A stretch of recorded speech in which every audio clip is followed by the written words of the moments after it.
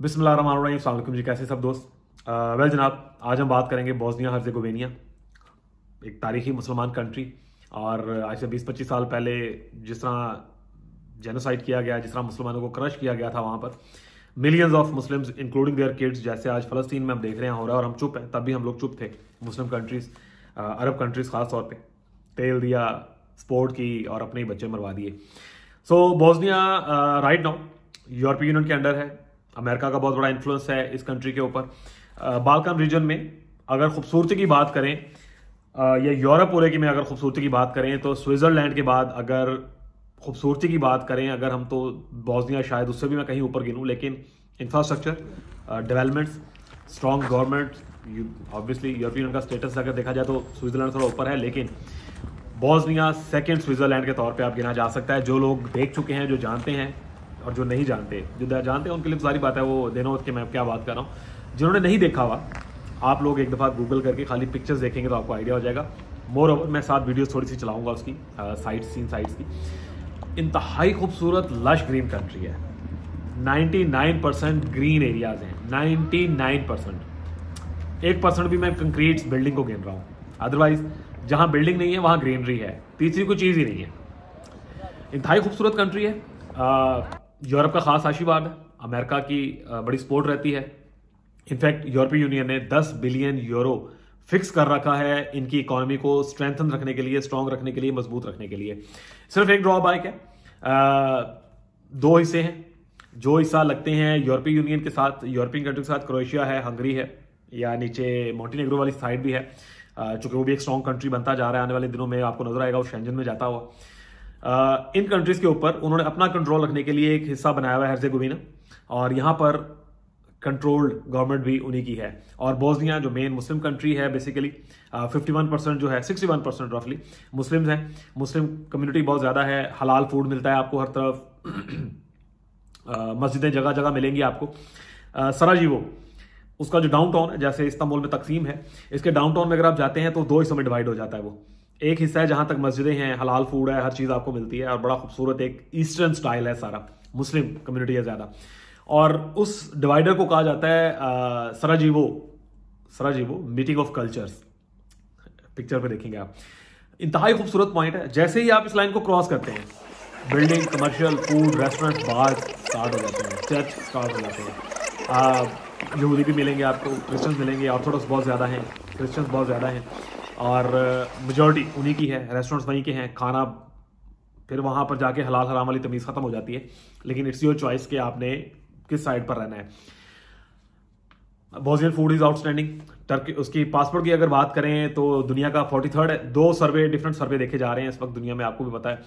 एक में इनकी रैंकिंग 33 आ रही है वर्ल्ड वाइड, और दूसरे में इनकी रैंकिंग 43rd आ रही है। दोनों सूरतों में देखा जाए तो एक तगड़ा मुल्क है।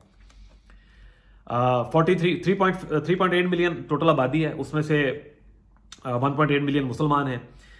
बड़ी स्ट्रॉन्ग मुस्लिम कम्युनिटी है, बड़ा खूबसूरत मुल्क है। और जो प्लस पॉइंट है, जो तुर्की में हमें हर्डल देखने को मिली, यहाँ इतना आसान नहीं था तुर्की में प्रॉपर्टी लेके अपने आप को, या नेचुरलाइजेशन प्रोसेस के थ्रू सिटीजनशिप में जाना। पूरे यूरोप में यही प्रोसेस चलता है, यही प्लान चलता है।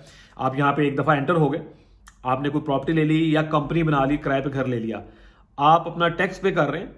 विद इन 5 ईयर्स आप प्रॉपरली नेचुरलाइजेशन प्रोसेस के थ्रू पीआर पे चले जाते हैं। देन अगले 3 से 5 साल में आप सिटीजनशिप में कन्वर्ट हो जाते हैं। डिपेंड करता है कि आप क्या कर रहे हैं। अगर आप कोई अच्छा तगड़ा बिजनेस कर रहे हैं, कंपनी रन कर रहे हैं, उसमें एम्प्लॉइज आपने लोकल ज़्यादा रख लिए हैं, उसका टर्नओवर 82,000 यूरो से ज़्यादा एनुअली, उस सूरत में आप 3 साल बाद भी सिटीजनशिप के लिए अप्लाई, यानी डिफरेंट चीज़ें। ये लॉयर्स के साथ जब आप बैठेंगे तो आपको चीज़ें बताते हैं। लोअर बैरियर कुछ नहीं है प्रॉपर्टी बाय करने के लिए। जो मेन पॉइंट है, अगर आप प्रॉपर्टी बाय करने जाते हैं तो कोई लोअर पॉइंट नहीं है। आप 20, 25, 30 हज़ार यूरो की भी प्रॉपर्टी बाय कर सकते हैं। और मजे की बात है, 50,000 यूरो की सराउंडिंग में या इससे भी कम पैसों में आपको 300, 500 या 1000 स्क्वायर मीटर का विला की लैंड मिल जाती है। आप अपना इंडिपेंडेंट घर बना सकते हैं। यहां मैं एक पॉइंट ऐड कर दूं अपने अफगान भाइयों के लिए या पाकिस्तानी भी जो हमारे हैं, जिनके पास बहुत तगड़ा पैसा नहीं है। आप एक जगह लें विला की, और उसके अंदर 3 स्टोरी बिल्डिंग बनाएं, अपने लिए 2-2 अपार्टमेंट्स निकाल लें, एक भी नहीं 2-2 अपार्टमेंट्स निकाल लें।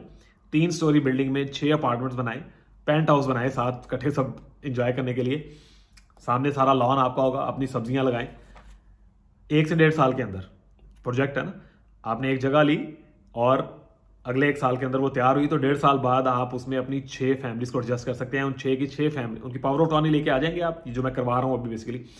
तो खास तौर पे मेरी अफगान भाई जो सुन रहे हैं उनके लिए एक खास खुशखबरी, आप लोग क्या कर सकते हैं कि किसी एक को यहाँ पहुँचाएंगे और वो यहाँ पे एक प्रॉपर्टी बाय करेगा, 6 उसके ऊपर आप 6, 4, 8 जितना भी आप चाहें अपार्टमेंट्स बनाएं और एक एक सबके नाम पे ट्रांसफर करें और उनका वीज़ा लें, उन्हें बुलाएं और अपनी फैमिली लाइफ गुजारना शुरू करें।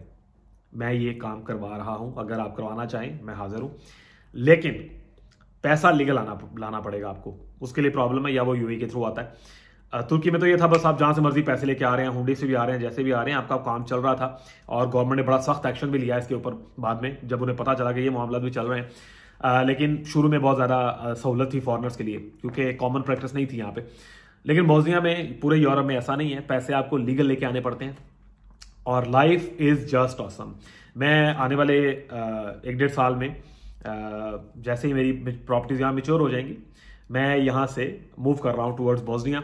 मैंने ऑलरेडी कंपनी फॉर्मेशन की है मॉन्टेनेग्रो में और बोस्निया में अब, और एक प्रॉपर्टी मैंने वहाँ रख ली है बाय करके, कम पैसों में थी, जो यानी आप कहें जो बचा बचाया था सब लगा लिया एक दफ़ा। और जो मेजर इन्वेस्टमेंट है वो निकलेगी अगले साल जून जुलाई में, और फिर वो पैसे जो हैं वहीं पे इन्वेस्ट करने का प्लान है इंशाल्लाह। आप लोगों के लिए बोस्निया मैं थोड़ी मोटी मोटी चीज़ें आपको बता दी हैं। एक इंतहाई शानदार मुल्क है, इंतहाई खूबसूरत मुल्क है, वेदर बहुत आउटस्टैंडिंग है। मशहूर ये जिस वजह से हुआ था, और पहली जंग अजीम यहाँ पर एक मॉन्टेनेग्रो में, बोस्निया का जो मेन शहर है, जो इनका कैपिटल है सरायेवो में एक पॉइंट है लातिन ब्रिज, बिल्कुल डाउनटाउन बसारसिजा जो इनका मेन एरिया है, उसके बिल्कुल दरमियान में से एक दरिया गुजर रहा है जो ऊपर पीक से पानी आता है और वो आगे पूरे कंट्री को क्रॉस करता हुआ जा रहा है टुवर्ड्स क्रोएशिया। अच्छा, जो लातिन ब्रिज है इसके ऊपर एक हंगेरियन जो उनका बादशाह था, उसको एक सर्बिया की स्पोर्ट थी और बोस्नियन एक जो आज़ादी पसंद कह लें, उसने उसको कत्ल कर दिया था और उसकी वजह से फर्स्ट वर्ल्ड वॉर ट्रिगर हुई थी। और फिर जो नुकसान हुआ था उसमें मिलियंस ऑफ इंसानी जानों का ज़िया हुआ था। उसके आसार आज तक नजर आते हैं कुछ एरियाज में। लेकिन बहुत खूबसूरत है, लिविंग बहुत आउटस्टैंडिंग है, बहुत सस्ता है, इकोनॉमी लाइफ है। वहाँ जाके आप जॉब्स कर सकते हैं, 700-800 यूरो में जॉब मिल जाती है। लेबर बहुत शॉर्टेज है वहाँ पर। लेकिन मेरी ये स्टोरी सुन के एजेंडा के पैसे ना पढ़ने शुरू कर देना। मोस्टली लोगों को एयरपोर्ट से वापस भेज दिया जाता है। एज आई टोल्ड यू, यूरोपीय यूनियन का बहुत मजबूत इन्फ्लुएंस है उसके ऊपर। बोस्निया से आप पैदल वॉक करके निकलना चाहें ना, शेंजन में एंटर होना चाहें तो घंटा लगता है सिर्फ। क्रोएशिया है, हंगरी है, ऐसे एक तरफ सर्बिया है, नीचे मॉन्टेनेग्रो है, तो एक खूबसूरत नेबरहुड के साथ है। सरायेवो का एक छोटा सा पोर्ट है इनके पास, न्योम। वहां से अगर आप खड़े होकर सामने देखें तो इटली हार्डली कुछ 9.5-10 घंटे की फेरी, जो वो आते हैं ना क्रूज, उनके जो लगते हैं कोतोर आके हैं, वो बोस्निया नहीं आते हैं, कोतोर आते हैं, या दुब्रोवनिक एक जगह जो बेसिकली बोस्निया का हिस्सा था, लेकिन जब ये शेंजन में लिया गया क्रोएशिया को तो वो उनके अंडर कर दिया गया और पूरी कोस्ट लाइन जो थी क्रोएशिया को दे दी गई और लैंड लॉक किया गया बोस्निया को। एक छोटा सा पोर्शन इनको दिया गया, सिर्फ न्योम उसको बोलते हैं। तो न्योम से अगर आप सामने खड़े हो साहिल पे आगे तो आपको इटली की पहाड़ियां नजर आती हैं। इतनी सेफ नेबरहुड है इस कंट्री की। तुर्की में ये मामला था, एक साइड पे ईरान है, अफगानिस्तान है, पीछे से सारी जो फोर्स पाकिस्तान की तरफ से, इंडिया की तरफ से भी आती है, एक तरफ सीरिया है, एक तरफ बुल्गारिया था, ग्रीस था। तो ये पाकिस्तान की तरह अपने माठे हमसाया में फंसा हुआ है बेचारा, तो उस तरह से फ्लरिश नहीं कर पाया। लेकिन एक स्ट्रॉन्ग इकोनॉमी खड़ी कर दी एर्दोगान ने सिंगल हैंडेडली। बोस्निया के शशके कुछ और हैं। बोस्निया और मॉन्टेनेग्रो दोनों बहुत आउटस्टैंडिंग कंट्रीज हैं। आने वाली वीडियो में मैं प्रॉपर्टीज के ऊपर बात करूंगा। मैंने बहुत सारे लोगों को, खासतौर पर इंडिया और अफगानिस्तान के लोगों को वहाँ इन्वेस्टमेंट्स कराई। सिर्फ एक पाकिस्तानी फैमिली है, बेसिकली तो यूएई उधर सऊदीया से आए थे। उन्हें वहाँ पर मैंने 13,000 स्क्वायर मीटर मैंने वीडियो डाली थी, उनको सेल की है। और वो उनका प्लान ये है कि उस 13,000 में से 3,000 के ऊपर 3,000 स्क्वायर मीटर पे वो अपना विला बनाएंगे, जो बना हुआ ऑलरेडी बेसिकली, उसको थोड़ा रिन्यू करेंगे।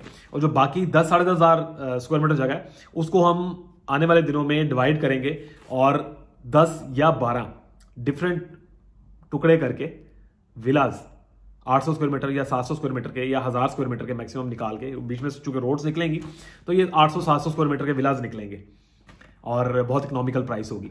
सो रहने के लिए बहुत शानदार है, बच्चों के फ्यूचर के लिए बहुत आउटस्टैंडिंग है, एजुकेशन टोटली फ्री है, मेडिकल टोटली फ्री है थ्रू आउट द लाइफ। अगर आप अपना, हाँ एक चीज मैं यहां पे ऐड कर दूं, टर्किश पासपोर्ट के ऊपर आप बोस्निया में प्रॉपर्टी बाय कर सकते हैं, लेकिन अफगानिस्तान के पासपोर्ट पे, इंडियन पासपोर्ट पे और पाकिस्तानी पासपोर्ट के ऊपर आप पहले आके कंपनी फॉर्मेशन करेंगे, उस कंपनी की ऊपर आप अपनी प्रॉपर्टी बाय करेंगे, बाकी क्राइटेरिया सेम रहेगा। भले आप 5 साल में पीआर ले लें, भले आप कोई अच्छी तगड़ी कंपनी रन करके 3 से 5 साल में सिटीजनशिप की तरफ चले जाएं, भले आप कुछ भी ना करें, बस बैठे रहें किराए के घर पे, लेकिन वो 220 यूरो जो आपका मंथली टैक्स बन रहा होगा वो पे करते जाएं, और 10 साल बाद आप पीआर के लिए और सिटीजनशिप के लिए एलिजिबल हो जाएंगे, 5 साल में आप पीआर के लिए एलिजिबल हो जाएंगे। और बोस्निया की पीआर पे पूरी दुनिया ओपन है। तुर्किश पासपोर्ट के ऊपर यूरोप का डिनाइल चल रहा है, प्रॉब्लम चल रही है, इनको थोड़ा दबाने की कोशिश की जा रही है अपनी कंडीशन पे लाने के लिए, लेकिन एर्दोगान है आगे, तुर्किश एक स्ट्रॉन्ग इकोनॉमी है तो ये उनको अपने हिसाब से चला रहे हैं, ये यूरोप के दाड़ के नीचे नहीं आते, लेकिन प्रॉब्लम्स तो हैं अपनी जगह पे। सेकेंडली मैं रेसिज्म नहीं कहूँगा, लोकल्स थोड़ा पुश बैक कर रहे हैं फॉरनर्स को कि जी हमारे लिए अपने लिए अपॉर्चुनिटीज़ नहीं रह गई हैं, डॉलर बहुत ऊपर जा रहा है, प्रॉब्लम है। दूसरी तरफ अगर हम बात करें बोस्निया की या क्रोएशिया की, मोंटेनेग्रो की, तो मोंटेनेग्रो में यूरो चल रहा है ऑलरेडी, सारी यूरोपीय यूनियन की कंडीशंस पूरी कर चुके हैं, बोस्निया सारी कंडीशंस पूरी कर चुका है, और वहाँ बोस्नियन बाम जो है, मार्क, बोस्नियन मार्क, उसकी वैल्यू अगर बात करें तो एज ए टोल्ड यू कि 10 बिलियन यूरो फिक्स कर रखा है यूरोपीय यूनियन ने, तो इकोनॉमी स्ट्रांग है बिल्कुल। और एक जो यूरो है वो ऑलमोस्ट 2 बोस्नियन बाम या उससे भी कम के बराबर है, यानी 1 यूरो आप चेंज कराएं तो सिर्फ 2 मार्क मिलेंगे आपको बोस्नियन। और तुर्की में इस टाइम यूरो की प्राइस जो है 38 लिरा के बराबर चली गई है, पाकिस्तान में 400 के पास चली गई है, 350 के पास चली गई है। ये चीज़ें स्ट्रेंथ शो करती हैं कि किसी कंट्री की ग्रिप कितनी है इकोनॉमी के ऊपर। निकल, केमिकल्स, टूरिज्म, बहुत स्ट्रॉन्ग इकोनॉमी के हिस्से हैं इनके, जिससे ये पैसा तगड़ा कमा रहे हैं। यूरोप ऑब्वियसली सर के ऊपर बैठा हुआ है। पासपोर्ट रैंकिंग मैंने एज ए टोल्ड यू के 43rd और 33 कंफ्यूजन है, लेकिन हम इसको 43rd रैंकिंग वर्ल्ड में लेके चलते हैं। 130 मुल्कों की वीज़ा फ्री एक्सेस है, 50 मुल्कों की जो है वो ऑनरेबल वीज़ा है, पीछे 20-15 मुल्क रह जाते हैं, उनमें लोग वैसे नहीं जाते हैं, उनमें शायद हमारा पाकिस्तान भी अनफॉर्चुनेटली। हाँ, कुछ लोगों ने पूछा मेरे से टिकटॉक पे वीडियो देख के कि जी पाकिस्तान को क्यों या अफगानिस्तान को क्यों लाजमी है कंपनी के ऊपर प्रॉपर्टी बाय करना, डायरेक्ट क्यों नहीं बाय कर सकते? तो भाई पाकिस्तान ने इनको इजाजत नहीं दी हुई पाकिस्तान में प्रॉपर्टी बाय करने की, उन्होंने भी नहीं दी हुई, सिंपल। आई डोंट नो, हमारी आर्मी ने डिफरेंट किस्म के फंडे चलाए हैं पूरी दुनिया में, उनमें से एक ये भी है। डिफरेंट चीज़ें इनको हम साथ लेके चल सकते हैं। बहुत से पॉइंट थे, मैंने मोटी मोटी चीज़ें आपको बता दी हैं सारी। एवरेज यहाँ पर जो सैलरी है वो रफली 750-800 यूरो है। अच्छा जो पैसे कमा रहे हैं वो लोग 2,000, 2500 डॉलर या यूरो भी कमा रहे हैं, डिपेंड करता है आप काम क्या कर रहे हैं, जॉब क्या कर रहे हैं। कुछ दोस्तों ने कंस्ट्रक्शन रेट का पूछा था, वो नेक्स्ट वीडियो में रियल एस्टेट की प्राइसेस, कंस्ट्रक्शन की प्राइसेस और जो चीज़ें मॉन्टेनेग्रो में जो प्लस माइनस पॉइंट्स हैं वो सारे इसमें डिस्कस करेंगे। ये एक खाली एक इंट्रोडक्शनरी वीडियो थी, बिकॉज मैं प्रॉपरली इस पर काम कर रहा हूँ बोस्निया मॉन्टेनेग्रो पे। मैं इन 7 कंट्रीज में गया था। मैंने कोसोवो विजिट किया, नॉर्थ मैसेडोनिया विजिट किया, अल्बानिया विजिट किया, सर्बिया विजिट किया, मॉन्टेनेग्रो और बोस्निया में मैंने ज़्यादा टाइम गुजारा, क्योंकि Serbia is close to village life, मज़ा नहीं है वहाँ पर, खास माफिया टाइप लोग हैं, अल्बानिया में माफिया टाइप लोग हैं, मज़े की कंट्री नहीं है, खूबसूरत ज़रूर है दोनों, लेकिन मॉन्टेनेग्रो और बोस्निया का मुकाबला नहीं है। कोसोवो और मैसेडोनिया बहुत अच्छे हैं, लेकिन बिल्कुल हटके हैं। सेकेंडली ग्रीस और बुल्गारिया के एक ट्रायंगल के दरमियान में आ जाते हैं ये, तो वो मुझे ये लगता है कि इस तरह से फ्लरिश नहीं करने दिया जाएगा साउथ यूरोप जो एशियन कंट्रीज हैं इनको, इनके लोगों को वहाँ पे। और मैंने वहाँ पर बहुत ज़्यादा लोगों की स्ट्रेंथ देखी भी नहीं है, इवन तुर्क भी नहीं देखे हैं बहुत ज़्यादा मैंने। सो ये 2 मुझे बेहतर लगे। बोस्निया मुस्लिम कंट्री है, बहुत आउटस्टैंडिंग है। मॉन्टेनेग्रो कैथोलिक ऑर्थोडॉक्स क्रिश्चियंस हैं, लेकिन बहुत फ्रेंडली हैं। इन दोनों मुल्कों में वाइडली स्पोकन इंग्लिश जो सेकंड जो लैंग्वेज है वो इंग्लिश है, बच्चे भी आपको इंग्लिश बोलते मिलते हैं। सो जो सबसे बड़ा एज, सेटलमेंट बहुत आसान है। कोई क्वेश्चन आपका इससे रिलेटेड है, बोस्निया से रिलेटेड, आप मुझे व्हाट्सएप कर सकते हैं, मेल कर सकते हैं। इनके डिटेल्ड वीडियो जो हैं प्रॉपर्टी से रिलेटेड आएंगी, इसके बाद जो गवर्नमेंट रूल्स हैं, जो प्रॉपर्टी है आप कैसे सेटल कर सकते हैं, इससे रिलेटेड वीडियोस आएंगी। प्रॉपर्टीज कौन कौन सी अवेलेबल हैं, इस तरह की वीडियोस आएंगी। और ख़ास तौर पे हमारे जो अफगान भाई हैं उनके लिए नेक्स्ट 2 वीडियोस हैं, उनके लिए बहुत काम की चीज़ें होंगी। सो जिन दोस्तों ने सब्सक्राइब नहीं किया हुआ, सब्सक्राइब कर ले चैनल को, बेल आइकन लाजमी प्रेस करें। आने वाले दिनों में तुर्की से रिलेटेड भी अपडेट्स और वीडियो सारी जो है मैं करूंगा। इनफैक्ट मैंने बनानी आज ही है, लेकिन मैं इन्हें टाइम बाय टाइम अपडेट करता जाऊंगा, बिकॉज टाइम नहीं होता है, क्लाइंट्स आए हुए होते हैं बहुत सारे। सो कुछ लोग इस पर गुस्सा भी करते हैं, लेकिन यार हमने अपने टाइम के हिसाब से भी चलना होता है। दुआ में याद रखें। जज़ाकल्लाह। अल्लाह हाफिज़।